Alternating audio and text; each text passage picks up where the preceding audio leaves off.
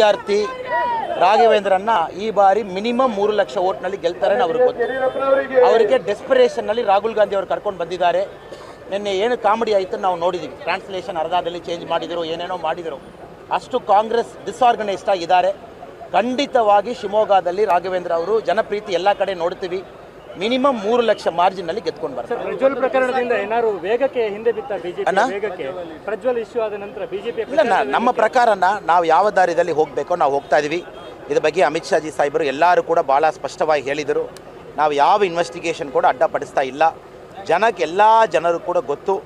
ಇಲ್ಲಿ ಪ್ರಧಾನಮಂತ್ರಿ ಅವ್ರ ಮೆಥಡಾಲಜಿ ಏನು, 10 ವರ್ಷ ಗವರ್ನೆನ್ಸ್ ಏನು ಎಲ್ಲರೂ ಗೊತ್ತು. ಅದೇ ಸ್ಪೀಡ್ನಲ್ಲಿ ಅದೇ ದಾರಿಯಲ್ಲಿ ಹೋಗ್ತಾ ಇದ್ದೀವಿ.